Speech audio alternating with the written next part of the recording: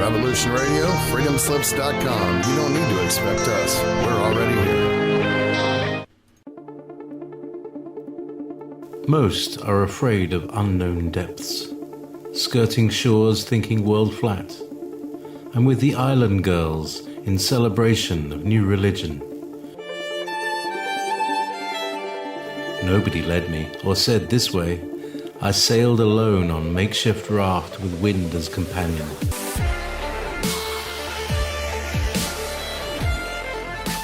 Fate for deliverance, confidence enough to assess new disposition. Seekers of lost paradise may seem fools to those who never sought the other worlds. Welcome to Momentary Zen with Zen Garcia. Visit www.fallenangels.tv. You're listening to Revolution Radio. How art thou fallen from heaven, O Lucifer, son of the morning? How art thou cut down to the ground, which didst weaken the nations? For thou hast said in thine heart, I will ascend into heaven. I will exalt my throne above the stars of God. I will sit also upon the mount of the congregation in the sides of the north. I will ascend above the heights of the clouds, and I will be like the Most High. Welcome, friends. I'm your host, Zen Garcia. This is Momentary Zen here on Revolution Radio, and I thank all of you for taking the time to join us. This evening, I have some really incredible announcements, and also I'm going to be giving you an update on one of the things that I've been currently working on and spending my past few months focused upon, and that is my newest book, Paradise, the Sides of the North, and the Mount of the Congregation. And it is based upon this particular passage, and in my opinion, what I'm bringing forth in this book, tied to it, is the third book of the Flat Earth and Firmament trilogy, and it will be detailing in great elaboration as to how the earth is structured, these seven heavens, the earth being the plane upon which heaven and sheol meet. And this is why we have these two aspects of duality, that of spirituality and that of the carnality of the physical world, coming together in union. And we see that the duality merges here upon the earth, and that the wickedness of the devils and demons which inhabit sheol, that the earth is the meeting place for the angelic hierarchy, the heavenly hosts which serve the Most High God. And these aspects, these seven heavens, they come together below the firmament to meet and join with the plane of the earth. And then below that, you have the seven levels of hell. And so this is why we here, caught up in flesh form, even though we are angelic beings, we are incarnating into flesh form. And it is through the knowledge of good and evil that we are taught the lessons of life, and that the fullness of the spectrum, which is pain and pleasure, we are relegated to experiencing all of those emotions and the various sense experiences that sight, sound, hearing, smell, taste, all of those things, because we are caught up in flesh form, that these are the sense experiences which we utilize to interact and to relate with this world. And then there are those that have what some people term ESP, or extrasensory perception, just a sensitivity to energy or a heightened sense of awareness that are able to feel, sense the spiritual world and the overlap of these interdimensionalities as they merge, because one is overlaid atop the other. And so we have these spiritual beings in moment and upon and all around us here in this world without realization. And just as a dog can hear higher pitch and hear sounds that we are not capable of as far as our auditory range, we can't hear those things. And just as an owl can see in both night and day, that the spiritual energies, just like with X-rays and gamma rays and those things which are on the upper spectrum of the wavelengths of light, that we cannot see or sense those things, but they most certainly exist here with us. And it's the same thing as those wavelengths which are below the spectrum of what we are able to see, which our visibility is limited to a very narrow range of what is the spectrum of light. And so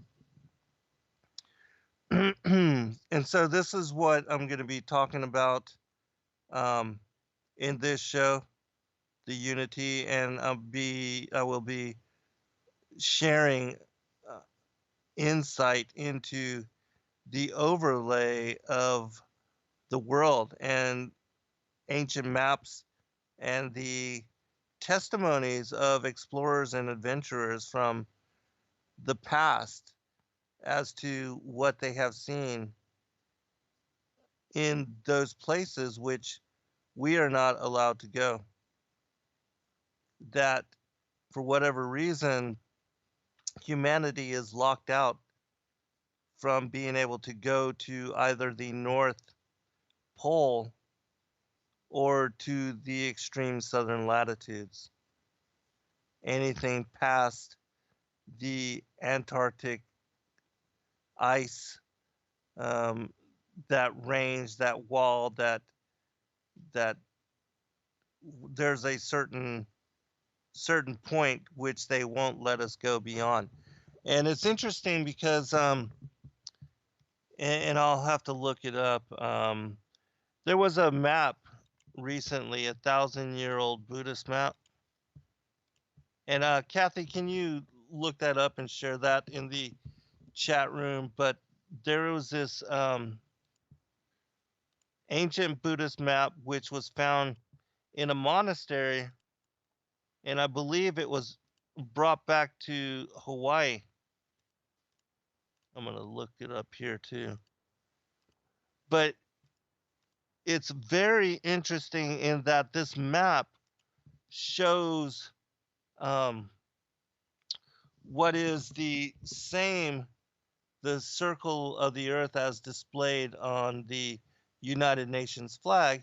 And then it has all of these dotted lands and landscapes surrounding.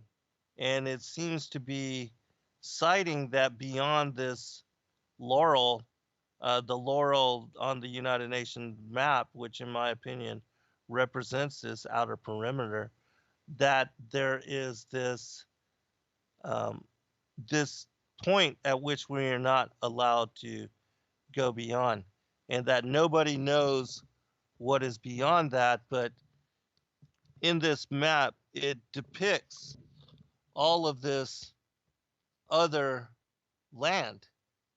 And so, is that what they are protecting? Are they trying to keep humanity from access and reaching these other areas, if that's what they are? Um, and it's interesting also in that the Vedic cosmology, when you look to and you read the Srimad Bhagavatam, canto number 5, that in chapters, and there's mention about this, the Bhumandala, and it also mentions, which is basically the orientation, the circle of the earth, as depicted in the center of this map. And then it also speaks about these islands that are occupied by these otherworldly entities that,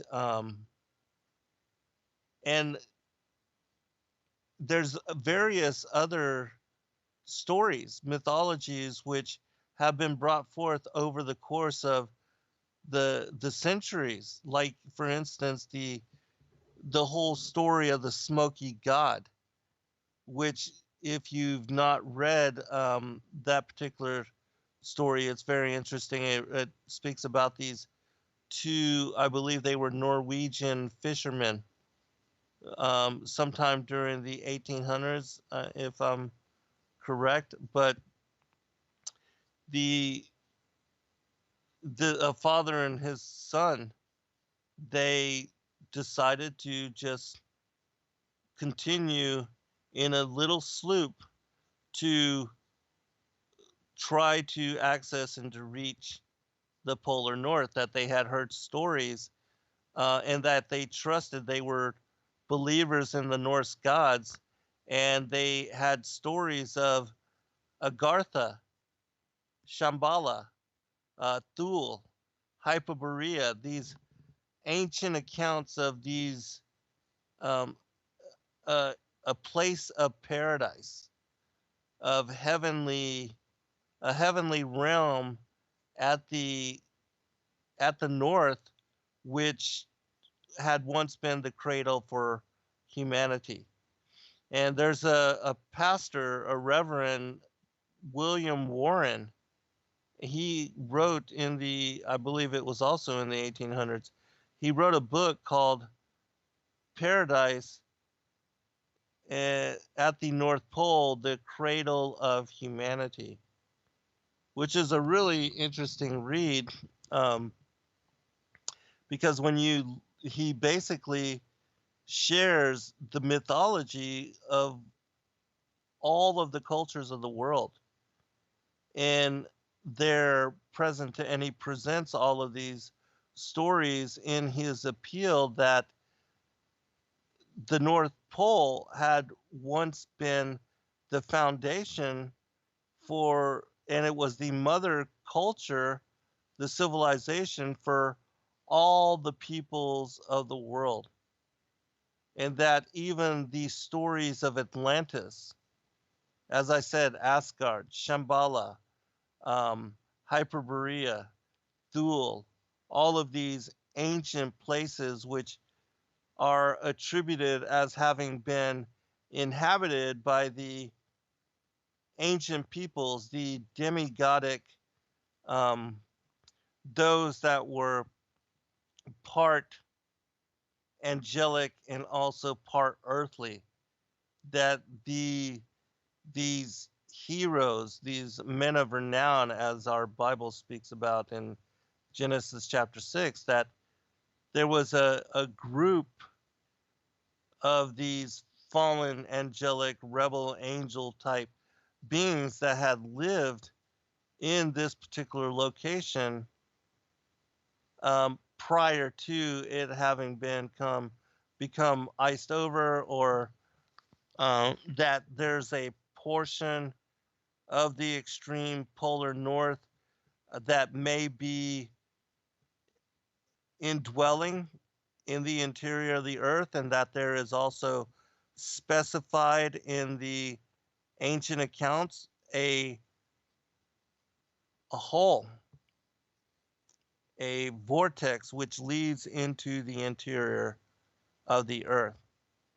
And it's interesting that the mythologies and also the biblical narrative, according to individuals like Enoch and Job, they describe these vortex openings and that hell, it remains naked, is exposed in this particular region, in this portion of the world. And there's also said to be what is described, and the reason I read Isaiah 14 is its reference to the Mount of the Congregation. That when we examine this passage as asserted by Lucifer or Hallel, however you want to take um, and interpret that particular passage, where it speaks about, for thou hast said in thine heart, I will ascend into heaven, that it is only at the North Pole that this vortex exists. And in my new book, I write about how this particular area, this is where Jacob's ladder is, and that there is a way to ascend not only up into the heavens, and that anytime a prophet or a patriarch or a man or woman of knowledge and wisdom is taken up to the heavens, that it is to this sides of the north that they are taken, because this is the only place which this vortex and this opening is to be found. And so all of them are taken up into the heavens in similar manner.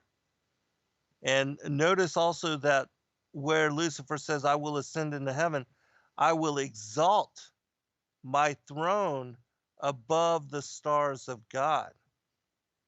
That he is in this reference speaking about how the luminaries being placed within the firmament of our world, the vaulted dome of the earth, that directly above Polaris we have established the throne room and the heavenly temple of the Most High God. And that the reason we see all of the stars, the heavenly luminaries and the celestial hosts, moving in circle around Polaris, and Polaris being fixed, unmoving, immobile, is because it as star is indicative of the center of the vaulted dome.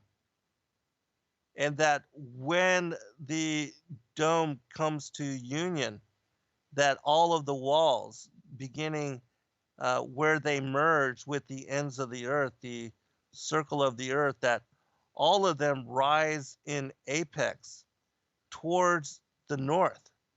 Because no matter where you are in a circle, you're at these southern limits, these southern extremes, and then moving north, no matter which portion of a circle you are on as far as the outer edge, in moving north, you're going to come to what is referenced here as these sides of the north, and that these sides of the north meet in union right above Polaris.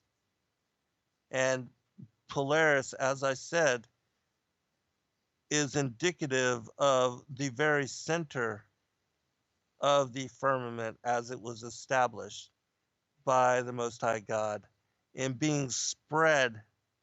Isaiah chapter 40, verse 22, the Most High God who sits upon the circle of the earth and has spread the heavenly curtain as a tent or tabernacle above it. And so this passage, as cryptic as it is, once understood, helps you to understand not only the real cosmology, but also that the Most High God indeed has established his throne above the sides of the north and upon the Mount of the Congregation. And this Mount of the Congregation, interestingly enough, when you study the Vedic cosmology and all the cosmologies of the world, the Greek mythologies, the other mythologies, that you always find reference to places like Mount Meru, which is the Vedic cosmology. And it is described as being a cone-shaped mountain, which taller than any other mountain in the world, is located directly in the middle of the circle of the earth. And that from there it rises up into heaven more so than any other mountain in the world. And that it's taller than even that of Mount Everest.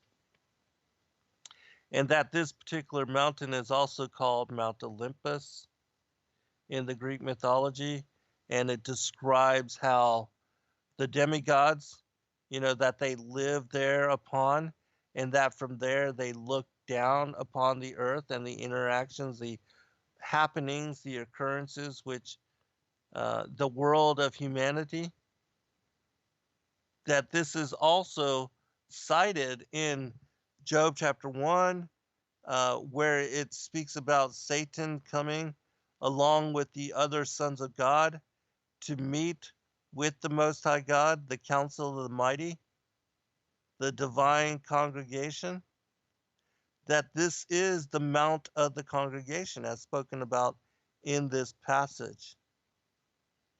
And so, with the release of this book, which I believe I am about 2 months out, and that I most certainly will finish it before the conference, the upcoming FE conference, the international conference. Oh, and that also, for those that don't know, haven't heard, I will be joining Stephen Ben-Nun, Yana Ben-Nun, and also Dr. Stephen Pigeon sometime in August for a debate on the geocentric versus heliocentric worldview. And so we will be releasing the date and giving you information, and those of you that are wanting to, that are willing, that would like to join us for this conference, most certainly do so.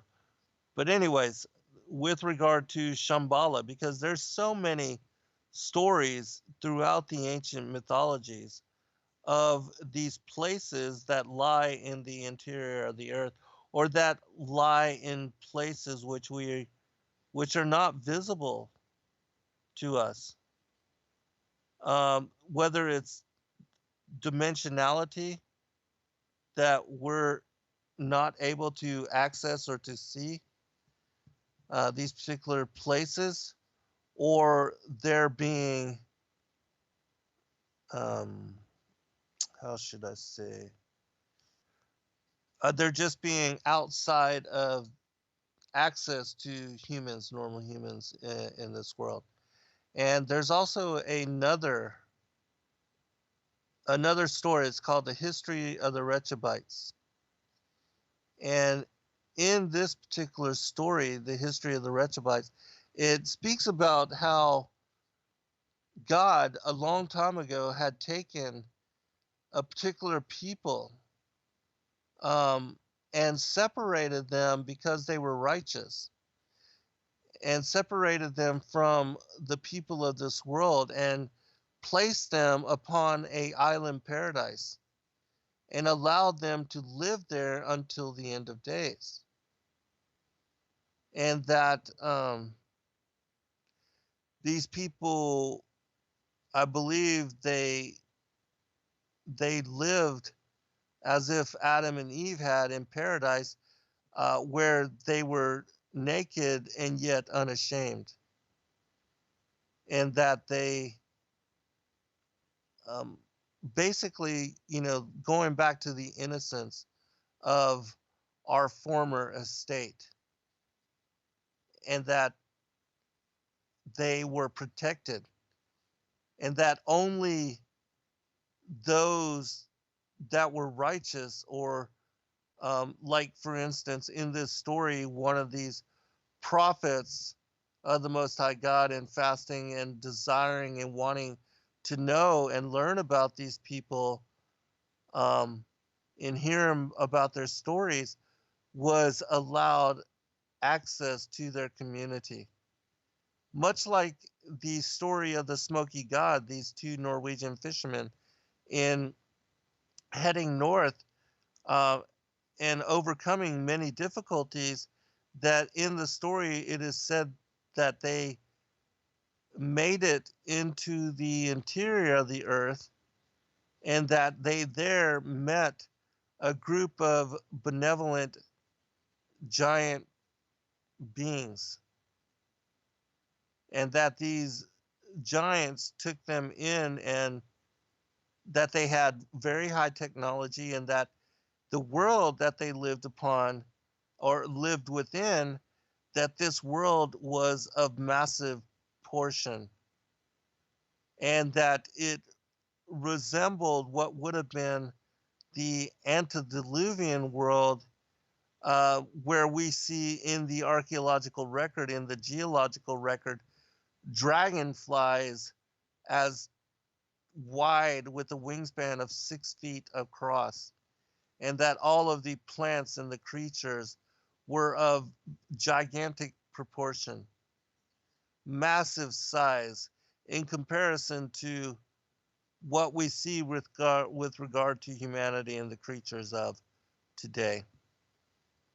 And that even in the biblical account of the stories of Adam and Eve, as Kathy and I brought forth in a show that we did, the antediluvian trees and giants and mankind, where we talked about how in the Gospel of Bartholomew, it describes Adam as having once been 80 feet tall, and Eve as having once been 50 feet tall. Now, whether that is correct or not, or if there's anything to that, we certainly know that they had larger stature and lived longer lifespans previous to the flood of Noah's day. And all right, we'll be right back, everyone. We gotta stop them! They're gonna kill us all! See how the trouble you've started? Be they the government, be they industry, be they organized labor, be they anyone, or human beings. Time when the operation of the machine becomes so odious, makes you so sick at heart that you can't take part. You can't even passively take part. And you've got to put your bodies upon the gears and upon the wheels, upon the levers, upon all the apparatus, and you've got to make it stop. And you've got to indicate to the people who run it, to the people who own it, that unless you're free, the machine will be prevented from working at all. Revolution Radio at freedomslips.com, the #1 listener-supported talk radio station, throwing ourselves upon the gears of the machine. Revolution Radio, where information never sleeps. You called down the thunder, well now you got it. Right, you tell them I'm coming, and hell's coming with me, you hear? Hell's coming with me! Revolution Radio.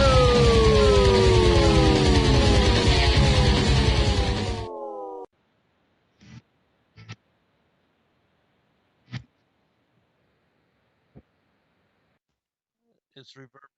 Okay, here we go. Okay, sorry about that. All right.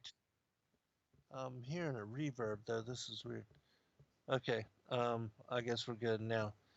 All right. So, anyways, I was speaking about just the difference, as far as the different mythologies and how in the world, and also in the chat room, Walking in Truth was mentioning how he had read, or he or she, I'm not sure, had read Admiral Byrd's diary, and that the diary spoke about, had a lot of really interesting and fascinating stuff within it, and that it spoke about how Admiral Byrd had even met these very advanced beings within the interior of the earth. And so this is all tied to and connected to those particular things.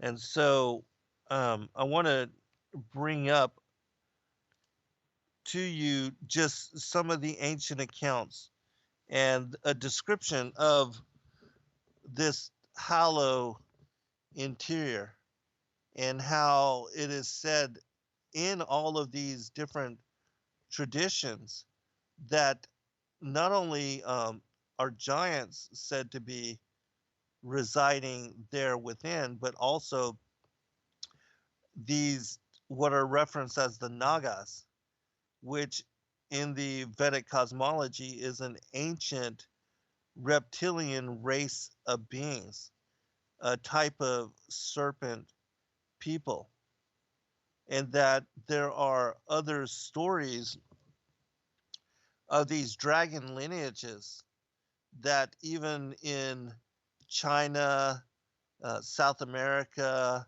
and Mexico, and other portions of the world, Japan, there are stories of the ancient royal families that are still in power in many of these portions of the world, that these particular lines had been formed through the union of one of these seraphic peoples, which we know the seraphim angels are also these dragon-like entities, um, what is referenced in Genesis as the Nakash, that these particular beings seated in very ancient times, that they intermarried themselves to and involved themselves genetically with not only pre-Adamic races,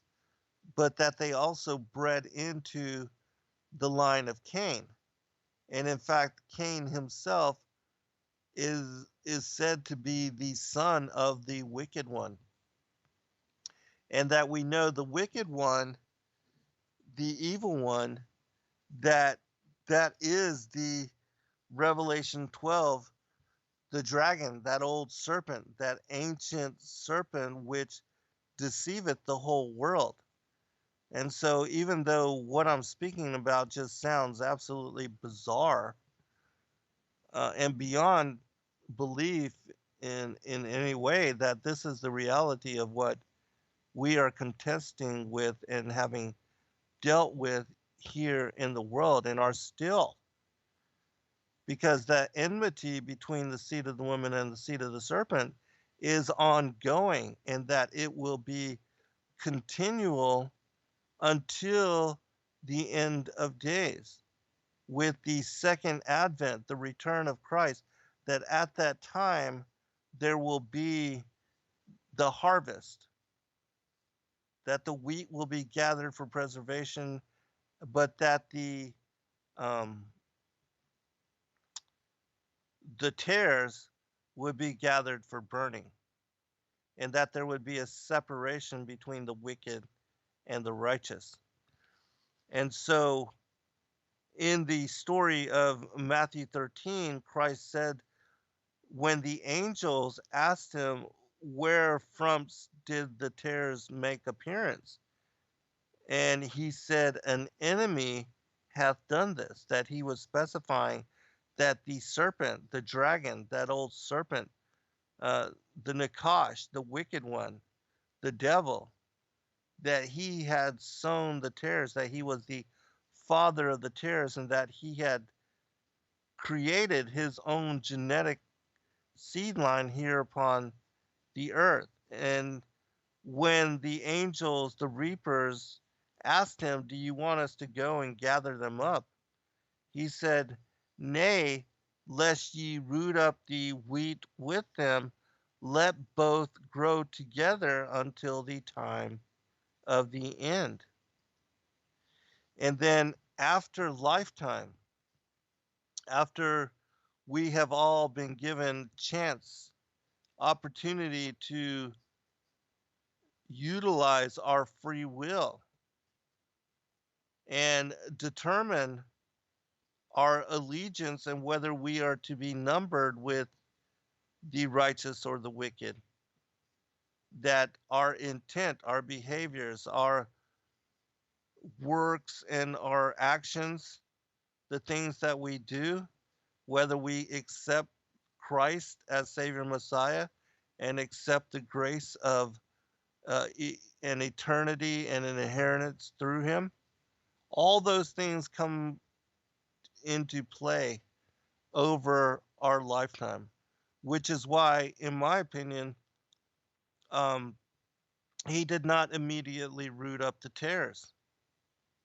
That to do so would have been murder, even though the Most High knew that these people were wicked and that they would sow into the world all sorts of abomination. He could not make the determination to bring judgment against them until they had committed sin. I mean, it would be unfair. That's like, that whole movie, The Minority Report, where they bring judgment against people for crimes they had not yet commit. Remember, it was called pre-crime. And so that would have been similar. That the reason the Most High God gave Lucifer 7,000 years of reprieve and also gave Cain and his descendants 7 generations of reprieve, specifically in Cain's case, was so that they could propagate and perpetuate themselves. And that, remember, the wheat and the tares would grow together. And then after lifetime and after these 120 jubilees, these 6,000 years, and then the 1,000 years of the millennial reign, that after that time had passed, that then all would be called before him in judgment. That at that time every knee shall bow and every tongue confess. But until that time, everybody would be given chance to do as they decide. And that there would be those that would follow the law, that would read and study and honor the Torah. And then there would be those that wouldn't, and that would live according to their own desire, their own wishes, and their own design for their lives. And so, um, that's what we're contending with. The whole thing of, Adam and Eve being placed into the flesh and given opportunity to live in this world in flesh form, that same privilege, which it's a privilege and a curse at the same time, that same courtesy was extended to all of us. And that this is why we see humanity, that we are all now being born into this world. All right, so I wanted to talk about a little bit more about the vortex and the opening and the coming together. But I want to share with you, before I do so, an article that was released, that was put out in 2006. It says the Russian scientist finds paradise at the North Pole, and this was November 29th of 2006. And this will give you a little bit more of an understanding of what I have been alluding to with regard to the mythology. And then I'll go further into this with some biblical passages and then a description of how this is also tied to the end of days, because in Joel chapter 2, it speaks about that there would be a supernatural release of what is called the locust army. And I know that for those of you that follow Jonathan Kleck, his work, that he's been speaking about this of late. But this is also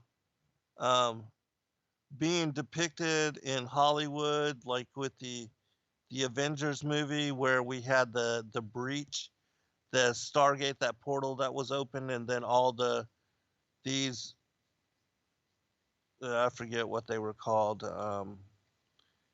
Chitauri, these particular reptilian-looking beings that they entered into this world. That is also cited to happen at the end of days. That the judgment that is going to be carried out against those not written into the book of life, that this army, the giants and the fallen angels, that they will be loosed once more. It speaks about in Revelation the 4 angels that are caught up in the river Euphrates, that they would be released at a certain time. Well, that's not the only ones. That others will be released. And the whole thing where it speaks about the stars coming down to the earth, that it's connected to those heavenly hosts which are coming, and that will be allowed to enter into this realm, but that they will be bringing judgment with them. Because, just like with the whole CERN thing, the Stargate, the portals, the whole sacred geometry and the conjuring, the initiations, all those things which they are doing over there at CERN that we don't fully understand because we're only given a portion of the story. But they are openly involving themselves in occult ritual. But what they don't realize, these elitists that are doing these things, that are tempting the fury of the Most High God, that at a point, the hand of the restrainer will be lifted and they will be allowed to bring forth the devils and the demons that they are seeking to allow into this world. And that these beings will bring a judgment, and that judgment will be carried out against them, even though they are trying to call them forth so that judgment is levied against modern humanity or regular humanity. But that is not the case, just as it was during the time of Exodus, when Moses had led the Israelites out of the bondage of Egypt, and how they were worshiping these serpents, not snakes, but these serpent-like entities.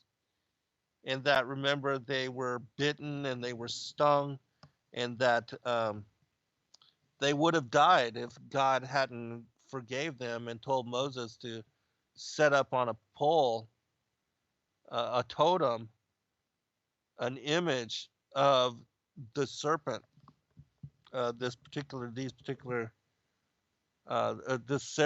seraphim angel type being. All right, so anyways, let me read this.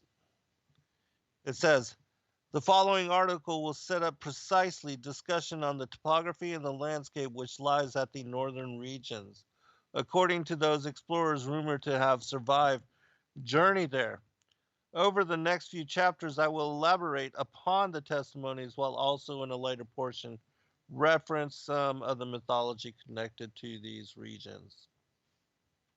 Valery Diamond, a researcher of the Arctic region, maintains that Hyperborea, meaning beyond the Boreas or the north wind, a mythical land that the Greeks thought was located beyond Scythia, existed in reality. The legendary French scientist Jean-Sylvain Bailly attempted to prove the existence of Hyperborea a few centuries ago. Question, and this is an interview, so it's a question and answer session.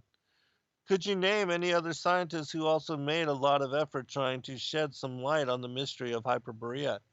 Yes, there were many of them. Not only the geographers and historians worked on the problem, the linguists also made several contributions. The rector of the University of Boston, William Warren, remember I told you about this Pastor William Warren, published a book titled Paradise Found at the North Pole in the late 19th century. In total, there were 11 editions of the book. Warren analyzed a large number of spoken stories and legends relating to paradise on earth, or Eden. According to him, all the information contained therein stems from vague recollections of some ancient perfect land that lay somewhere in the Arctic region. I believe we should be looking for the traces of that civilization in Eurasia and American Arctic regions. The islands and archipelagos of the Arctic Oceans at the bottom of some seas, lakes, and rivers.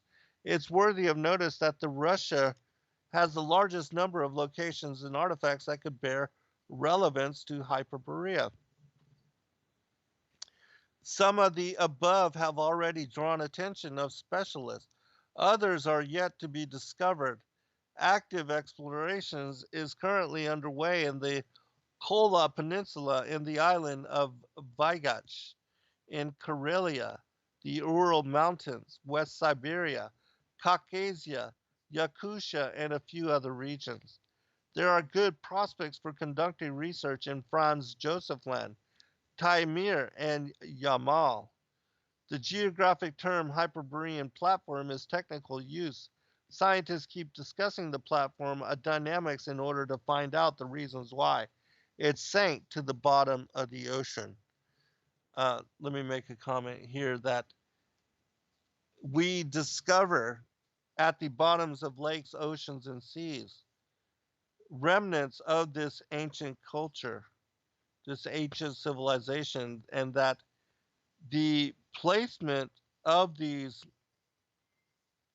structures, these megalithic cyclopean structures, at the bottoms of these particular regions of the world, the oceans and lakes and others, the seas, means that they had to have been built at a time when that land was either elevated above sea level, or that the oceans had not yet risen to the levels that we see them occupying today.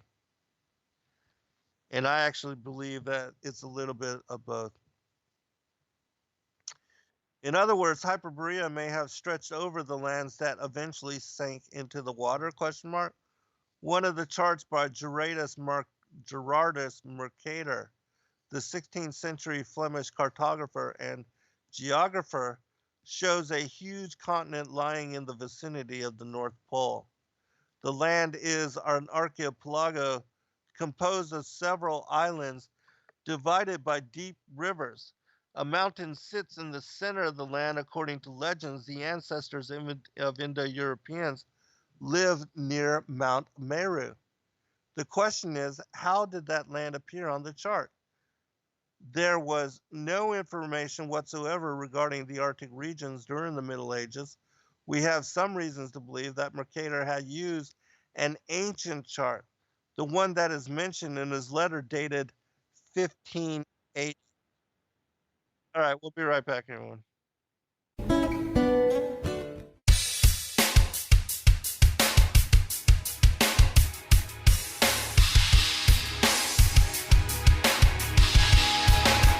Enter into a world unseen on Raven Star's Witching Hour. You will encounter eclectic topics from the realm of spirit brought into our matrix of truth. With your host, the Solaris Blue Raven. Solaris will bring you an array of unique guests covering topics from ghostly spirits to amazing anomalies, covert technology, UFOs, and shadowy global events. And that's right here at Revolution Radio, freedomslips.com, Saturdays, midnight till 2 a.m. Eastern Time. Revolution Radio, where information never sleeps. Let the magic rise.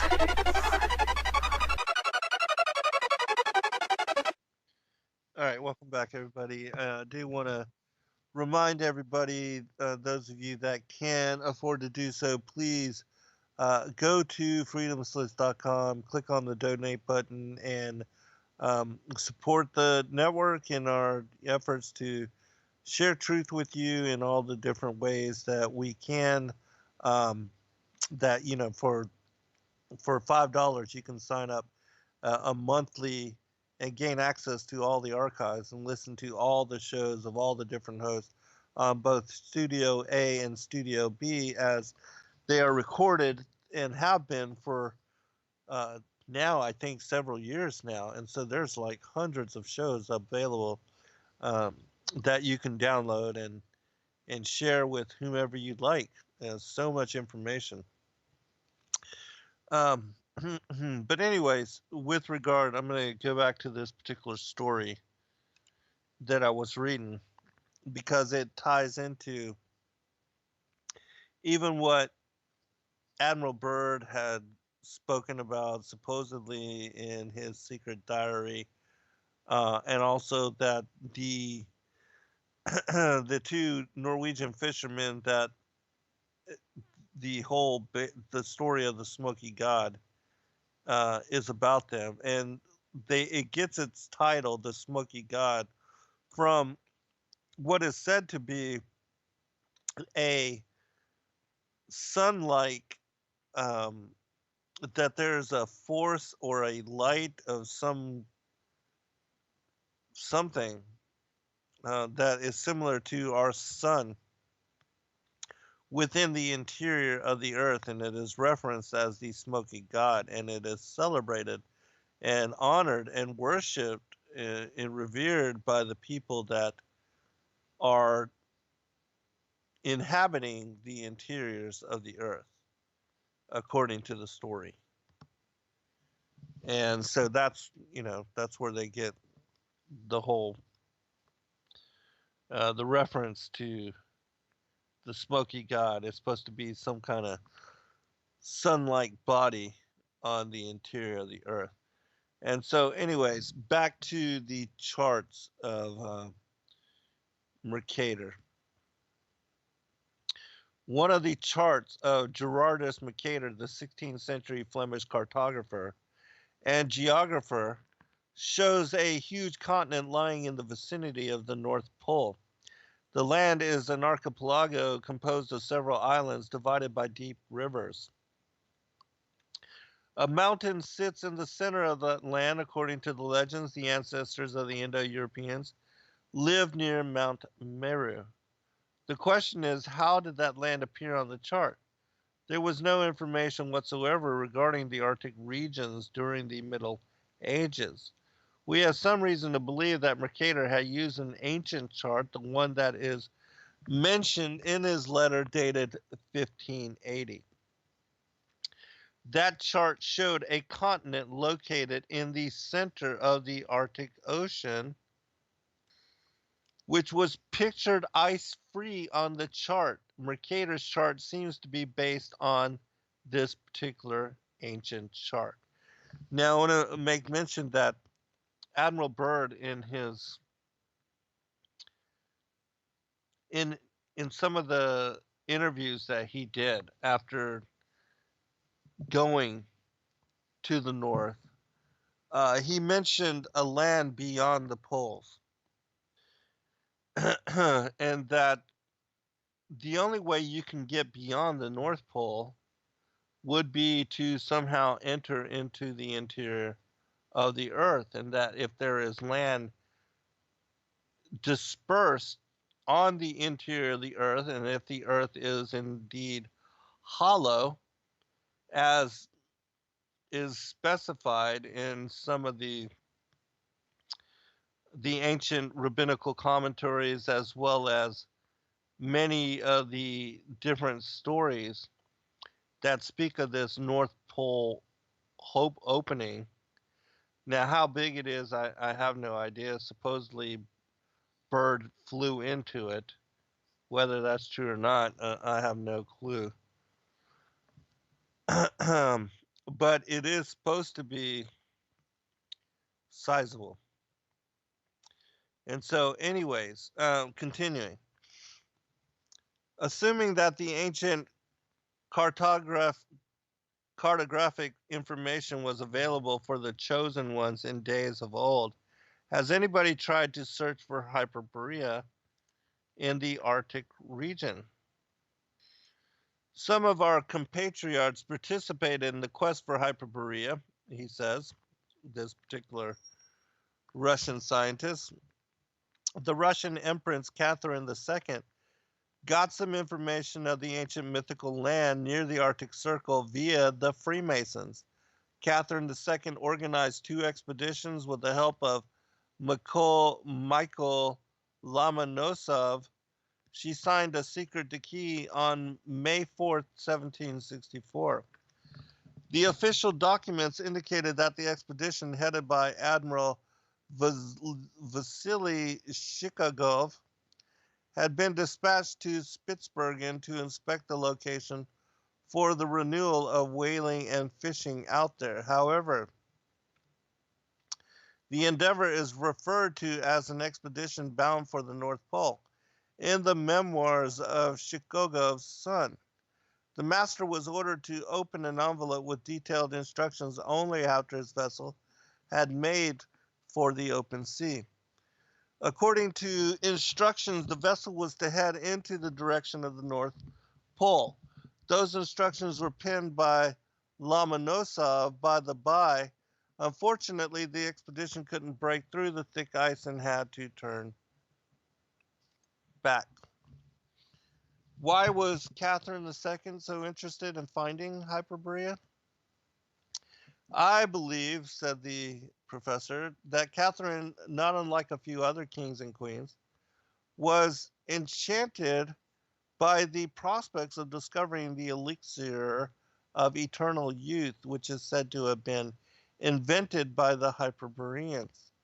Pliny and Herodotus, as well as Virgil and Cicero, reported that people in the land of Hyperborea lived to the age of 1,000 and enjoyed lives of complete happiness. We shouldn't forget that the Empress was a woman, he says.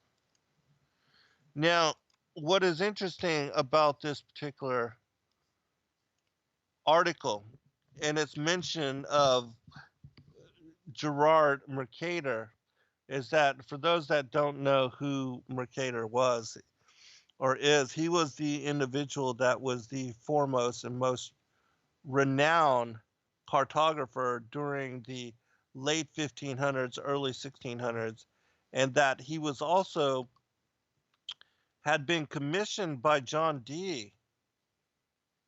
Yeah, John Dee of 007 fame.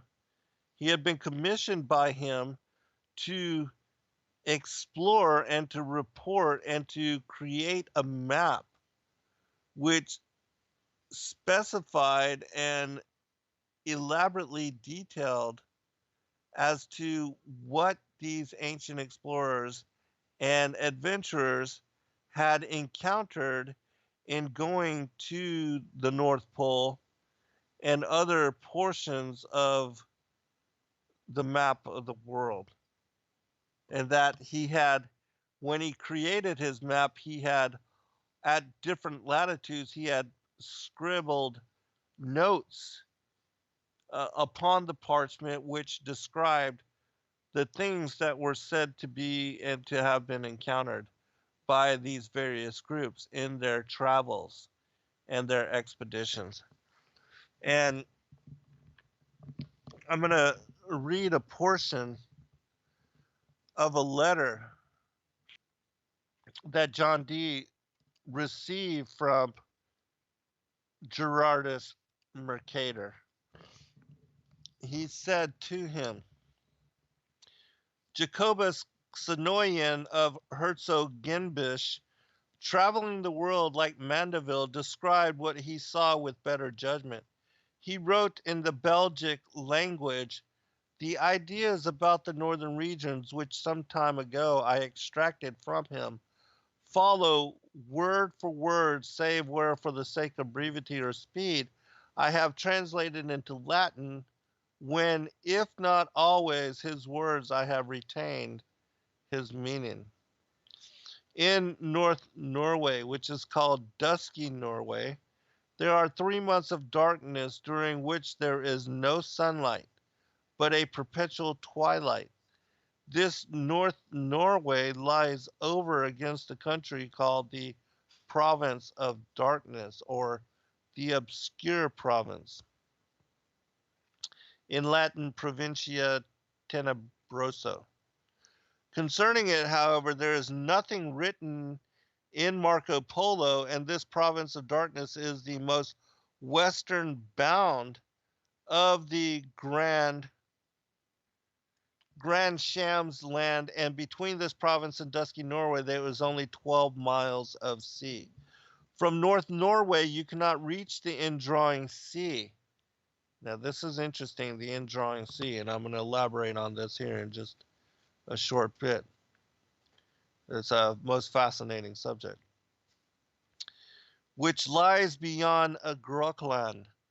For it lies still further northward. This North Norway stretches as far as the mountain range, which encompasses the North Pole, and borders on this mountain range for about 17 miles by land. The rest is all sea. And this is the same mountain range which comes close within about 15 French miles, and then stands further off toward the east, and near here, towards the north, those little people live, of whom there is also mention in the Gestae Arthuri.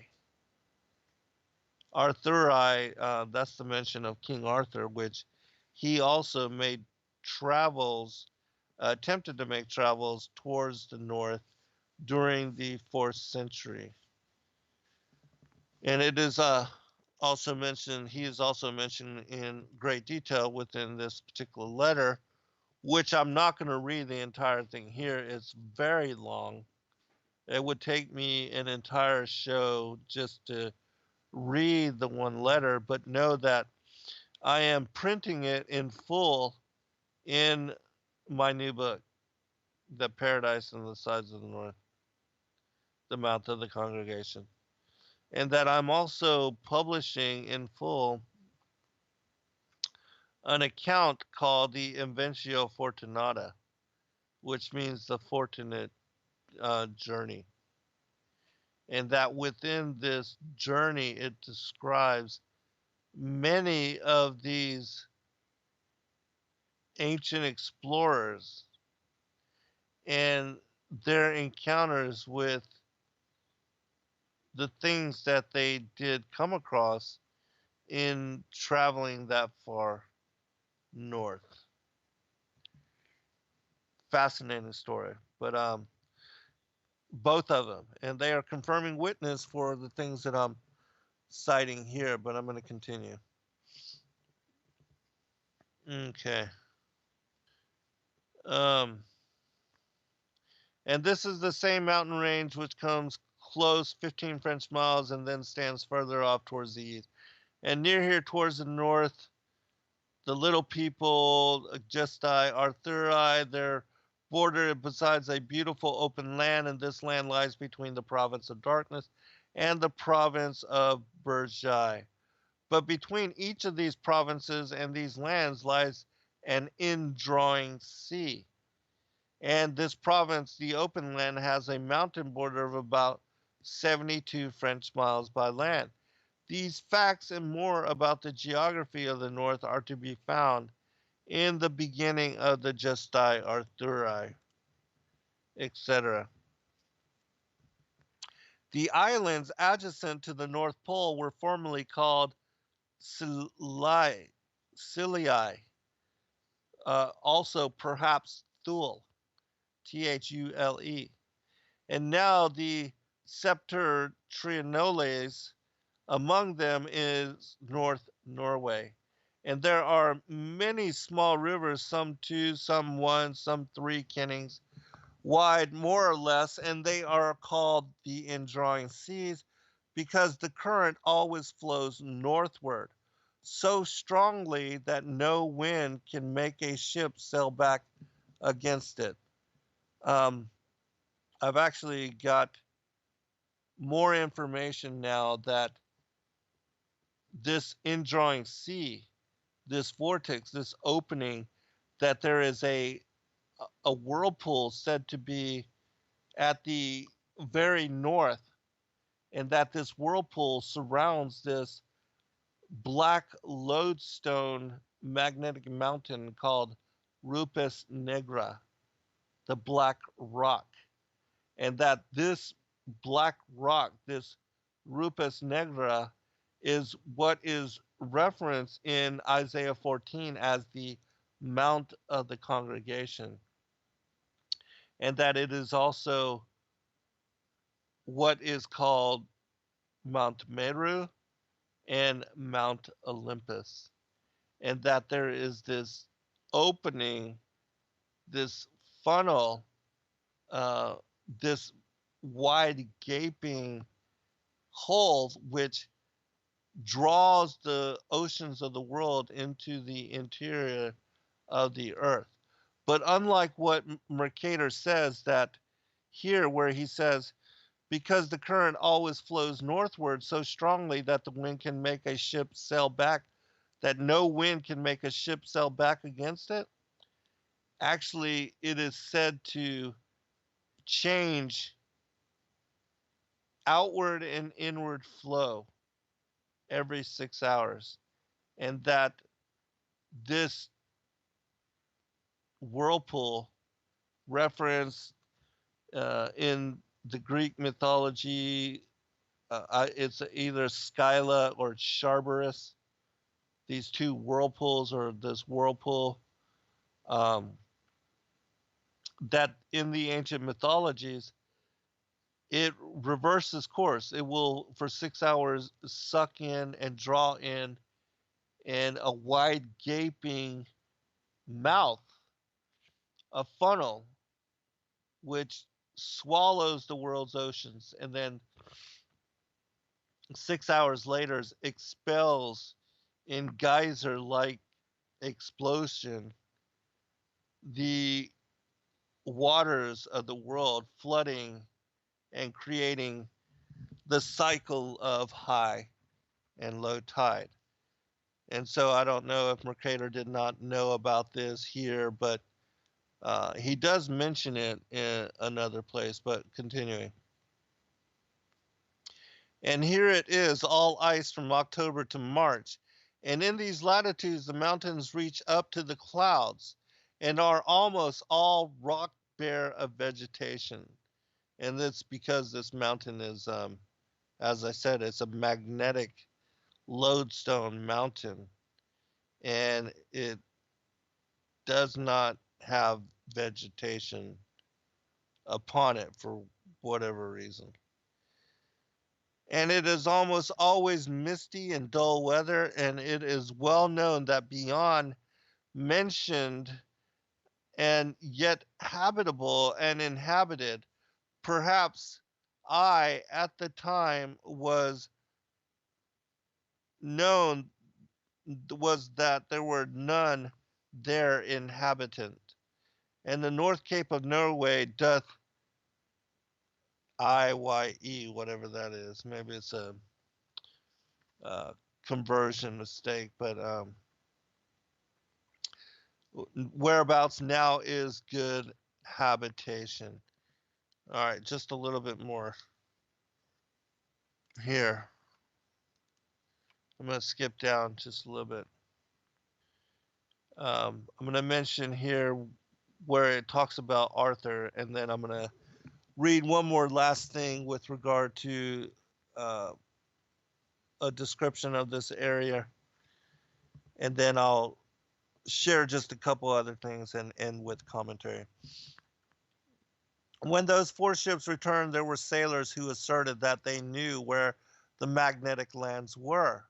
Arthur afterwards put on board a fleet of 12 ships, about 1,800 men and about 400 women, and they sailed northwards on May 3rd in the year following that in which the former ships had departed. And of these 12 ships, 5 were driven on the rocks in a storm, but the rest of them made their way between the high rocks on June 3rd in the year 8, which was 44 days after they had set out. All right. Mention of the priest here, it says, the priest who had the astrolabe related to the king of Norway that in AD 1360 there had come to these northern islands an English, the triumphant reign of Edward, 3 Franciscans with some men. A Minorite from Oxford who was a good astronomer, etc. Leaving the rest of the party who had come to the islands, he journeyed further through the whole of the north and put into writing all the wonders of those islands and gave the King of England this book, which he called in Latin Inventio Fortunatae, which book began at the last climactic, that is to say latitude 54 degrees, continuing to the pole. This is the book that I had made mention of earlier. It's 14th century. This monk said that the mountain range goes round the north like a wall, save that in 19 places the indrawing channels flow through it, whereof the widest is not above 12 French miles across, the narrowest of a mile, and through the narrowest no ship would be able to go because of the strong rush of the water. The mountain range is surrounded by sea except in North Norway, when the Norwegian mountain range reaches it for a width of about 17 miles.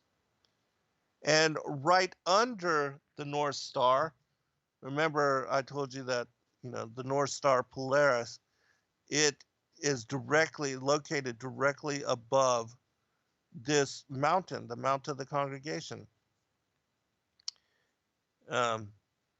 Right under the North Star, opposite Norway, there lies a fair level sand which is uninhabited, where many beautiful, it doesn't say ... In the east there stretches out an arm of land which is nearly all wooded, and narrows continually the farther north, the more so that it is not more than 1 mile wide where it meets the mountain range. Otherwise, no land touches the circumference of the mountains anywhere, but in many places the sea is so narrow that one can see the far side. All right, I'm going to skip just a little bit. Also, there lay there, said he, an indrawing sea of 5 channels, gathered together, which came through the mountain range of the 19 channels mentioned, and this indrawing sea is 12 French miles wide and measures across about 4 days' journey.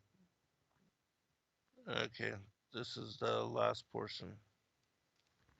A whirlpool in the midst, about under the North Pole. The whirlpool is 480 miles wide, excepting the diameter of the great rock, which is said to be 33 miles wide, in the midst. A wonderful great and high rock, which lies right under the North Pole and in the midst of the forest um, of this whirlpool.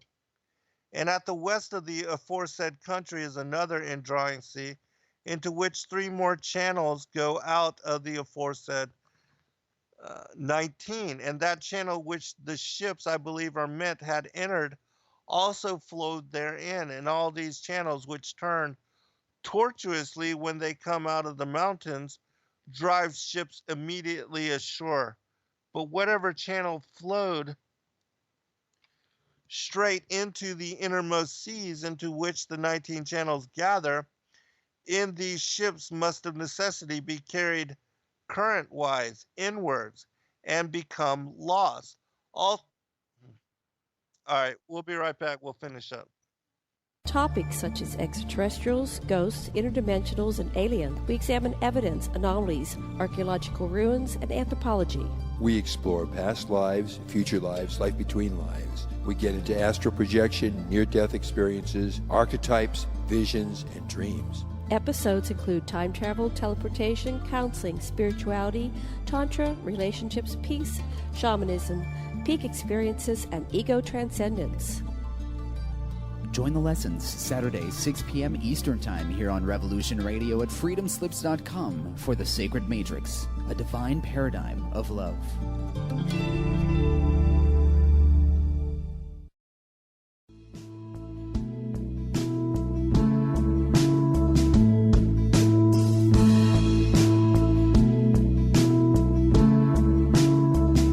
Is your data safe? Do you have the necessary information to assist you in confidently living through just about any survival situation?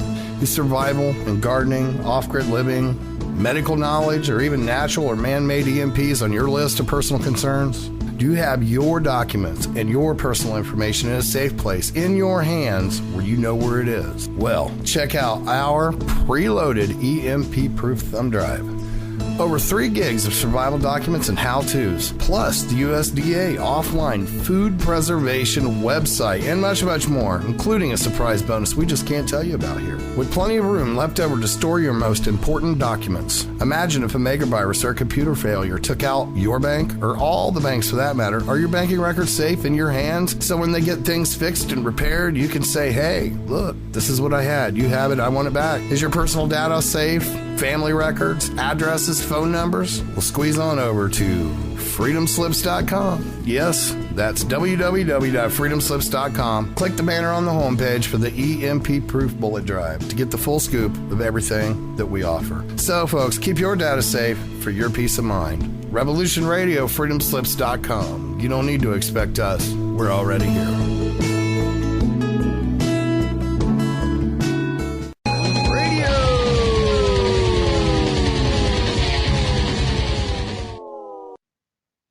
Welcome back, everybody, for final segment.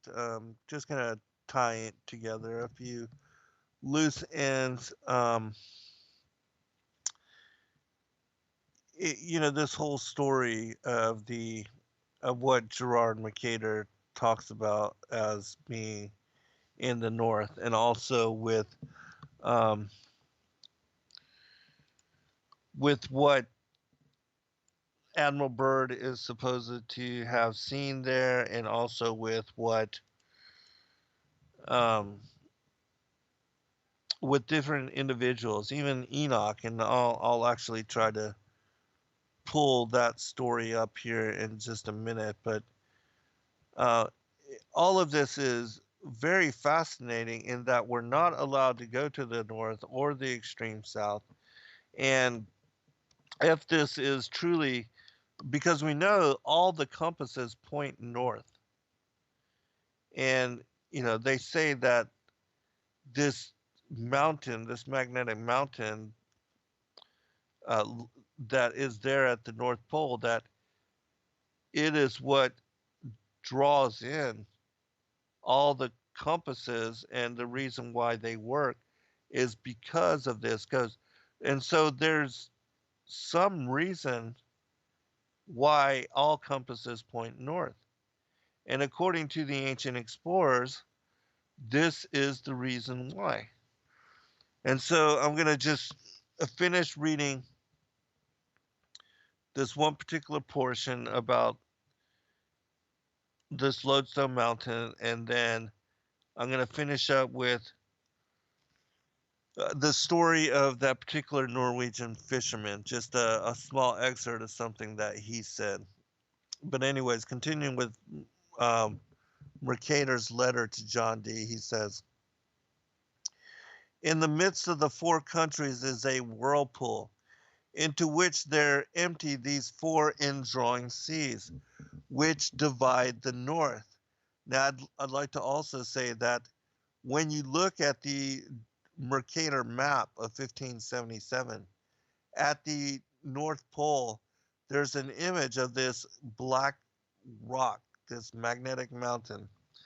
And then it divides it into four quarters, four rivers, just like it's described in the story of paradise, with the four rivers that merge out from the supposed, from the garden land.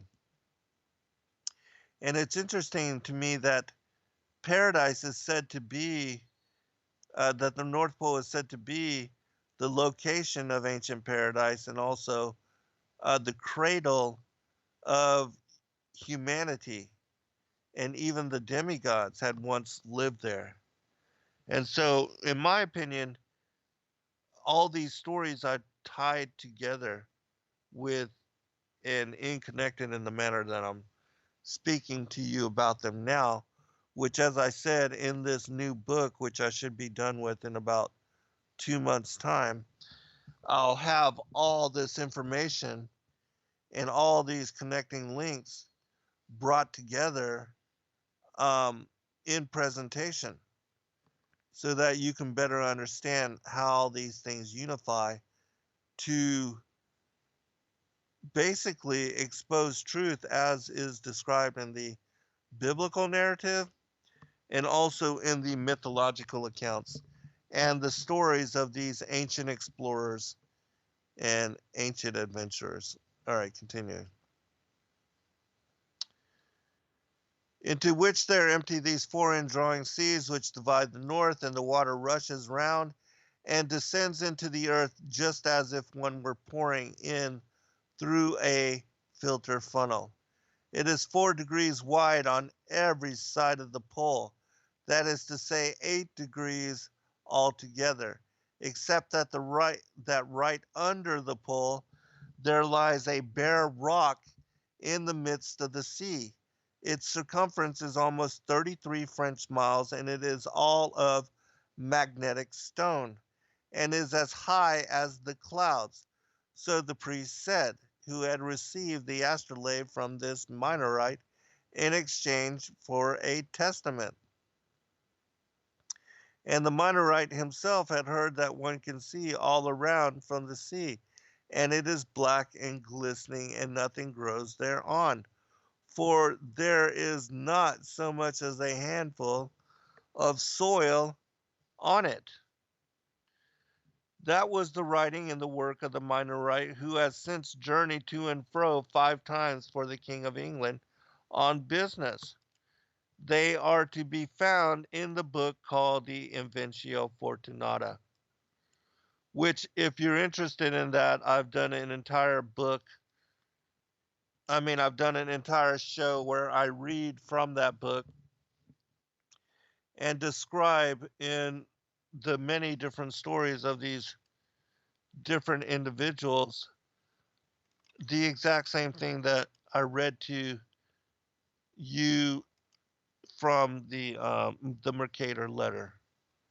And so let me see if I can find that which I had wanted to share with you with regard to the testimony of Enoch. And then, as I said, we'll finish up with the story of the individual, the fisherman. Okay, I had a bunch I was going to share with you, but I can't get to all of that. And so let me just find this this portion, if I can, on the Testament from Enoch. There was also Job talks about this. I guess I could just search for that, and then that would bring it all up. I'll do it like that. All right, give me just 1 minute. Job 22, I think it is. Okay, I think I found it here. Okay, yeah, it's Job chapter 26. But before I read that passage, I'll share one other from Psalms 48, where it describes Mount Zion in the sides in the north. It's one of the only other passages where the sides of the north is mentioned. And Mount Zion, same thing, Mount of the congregation. It says this: Great is the Lord, and greatly to be praised is the city of our God in the mountain of his holiness. Beautiful for situation, the joy of the whole earth is Mount Zion on the sides of the north, the city of the great king. And so, again, New Jerusalem is associated to the sides of the north. Mount Zion, the Mount of the congregation, all of these are speaking about the same vortex at the north that I'm talking about, Jacob's ladder. It says in Revelation 21, and I saw a new heaven and a new earth, for the first heaven and the first earth were passed away, and there was no more sea. And I, John, saw the holy city, New Jerusalem, coming down from God out of heaven, prepared as a bride adorned for her husband. And so New Jerusalem coming down from God out of heaven, again, at this North Pole vortex. All right, continuing. Job says this: Dead things are formed from under the waters, and the inhabitants thereof. Hell is naked before him, and destruction hath no covering.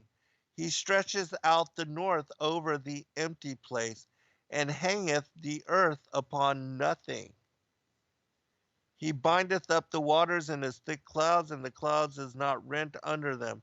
He holdeth back the face of his throne, and spreadeth his cloud upon it. He hath compassed the waters with bounds until the day and night come to an end. The pillars of heaven tremble and are astonished at his reproof. And so, in my opinion, Job, in this passage, he connects this opening that leads into hell, that the north is an empty place, that here the earth is open, hangeth upon nothing, and that this is also where he holdeth back the face of his throne, and spreadeth out his cloud upon it. Okay, now I'm going to read the verse from Enoch, which talks about this place as well. Enoch says, I then surveyed the receptacles of all the winds, perceiving that they contributed to adorn the whole creation and to preserve the foundation of the earth. I surveyed the stone which supports the corners of the earth. It also beheld the four winds which bear up the earth and the firmament of heaven. And I beheld the winds occupying the exalted sky, arising in the midst of heaven and of earth, and constituting the pillars of heaven. I saw the winds which turned the sky, which caused the orb of the sun and of all the stars to set, and over the earth I saw the winds which support the clouds. I saw the path of the angels. I perceived at the extremity of the earth the firmament of heaven above it. See, here Enoch is describing at the extremity of the earth the firmament of heaven above it. So he's talking about where the firmament joins in union with the ends of the earth. Then I passed on towards the south, where burnt both by day and night. 6 mountains formed of glorious stones, 3 towards the east and 3 towards the south. Those which were towards the east were of very great stone, one of which was of margarite, another of antimony. Those towards the south were of red stone. The middle one reached to heaven, like the throne of God, a throne composed of alabaster, the top of which was of sapphire. I saw too a blazing fire hanging over all the mountains. This that he's talking about, the middle one, that's the Rupes Negra. That's Mount Olympus, Mount Sumeru, Mount of the Congregation, Mount Zion. It's all the same thing. All of the prophets, all of the patriarchs, the ancient explorers, they're all talking about the same thing. And so continuing. The middle one reached to heaven like the throne of God. Remember that God sits upon the mount of the congregation, that he has established his throne above the stars and above the clouds. I mean, once you have an understanding of the cosmology, it all ties together. All right. And there I saw a place on the other side of an extended territory where waters were collected. I likewise beheld the terrestrial fountains deep in the fiery columns of heaven. And in the columns of heaven I beheld fires which descended without number, but neither on high nor into the deep.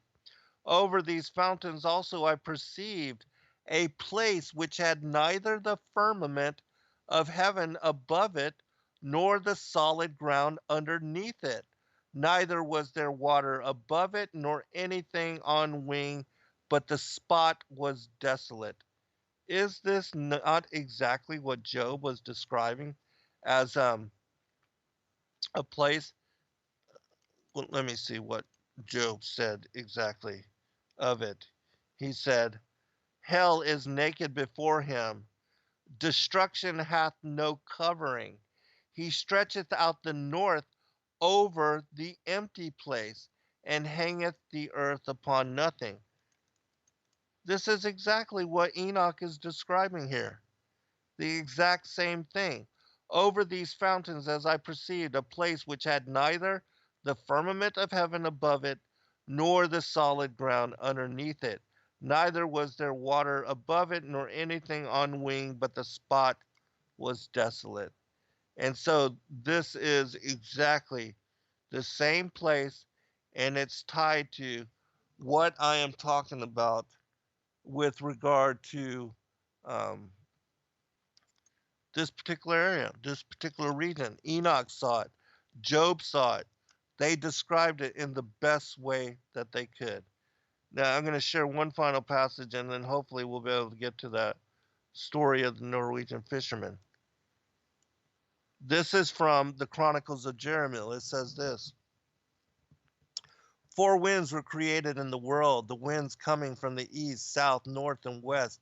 From the eastern corner the light of the world goeth forth. From the south the dews of blessing descend upon the world. From the west emanate the stores of snow, hail, cold, and heat, and rains for the benefit of the world. The north corner of the world he created, but did not complete. For he said, whoever declares himself to be God, let him come and finish this corner which I have left, and then shall all know that he is a God. See, the Most High foresaw that Lucifer would rebel and that he would attempt to exalt his seat above the stars and the clouds of God in being like the Most High. It all ties together. It's one big circle. Final part of this passage, it says this. There the demons, earthquakes, evil spirits, and shadim, which are demonic entities, dwell, and from there they come forth to the world, as it is said, out of the north evil shall break forth. Jeremiah chapter 1, verse 14. This north place, this is exactly what is talked about in other passages. and other places where in Joel chapter 2, it talks about these people being released out of the North Country. I'll share with you two passages real quick. I'll probably not be able to get to the story of the smoky god, but this is more important anyways, because this is scripture. It says this from the vision of Isaiah. Lift up a standard on the mountain of the plain, exalt the voice to them. Beckon with the hand, open the gates, ye rulers. I give command and I bring them. Giants are coming to fulfill my wrath, rejoicing at the same time and insulting. A voice of many nations on the mountains, even like that of many nations. A voice of kings and nations gathered together. The Lord of hosts has given command to a warlike nation to come from a land afar off, from the utmost foundation of heaven. The Lord and his warriors are coming to destroy all the world. Howl ye, for the day of the Lord is near, and destruction from God shall arrive. That's the Brenton translation of the Septuagint. Isaiah chapter 13, verse 1 through 6.